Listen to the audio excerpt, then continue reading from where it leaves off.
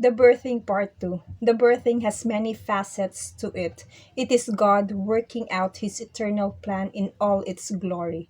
One of the most precious blessings of the birthing in the believer is that he gets a father who loves and is ready to take care of his offspring. The seed he puts in the believer bears his nature and completes the image and likeness of himself already in the believer's creation. In simple words, the birthing completes the human being, a thing that the human could never happen to him without being rebirthed.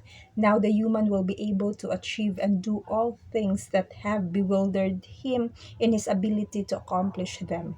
It will mean a new lifestyle, a new understanding, because it is the new life that was promised.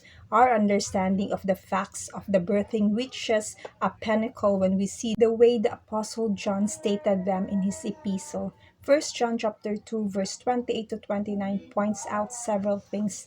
The last line says that everyone that practices righteousness is birth of him.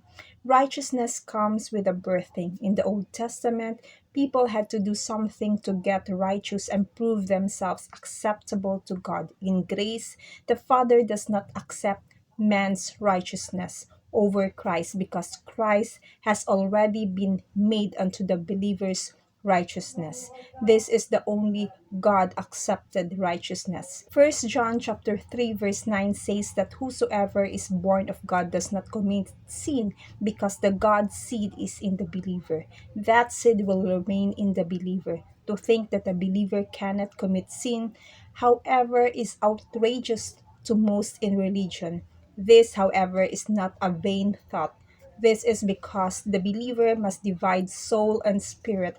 The spirit is Christ, and Christ who is birthed in you is a non-sinning Christ. In fact, you cannot sin in your spirit, only in your soul. The sin that the believer cannot commit is the sin brought on the human race by Adam. This is the old sin nature. It is gone by the cross. First John chapter 4 verse 7 says that the love is of God and everyone that loves is birth of God. But this is not all this verse says. It goes on to say that those born of God knows God. What a great statement it is. But then why is it there is a little love among believers? The answer is they don't know about their birthing.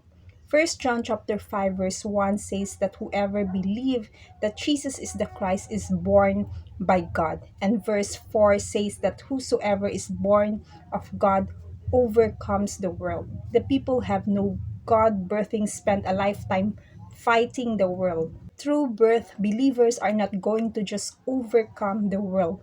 They already have. First John chapter 5 verse 18 says that whosoever is birth of God does not sin. Then it says whosoever is begotten of God takes care of himself, meaning that he spends time with an open Bible, letting the Holy Spirit teach him, and the devil cannot get to him. What an astounding truths are given to us on the basis of the birthing. Let us share these truths to others. To God be the glory. God bless you.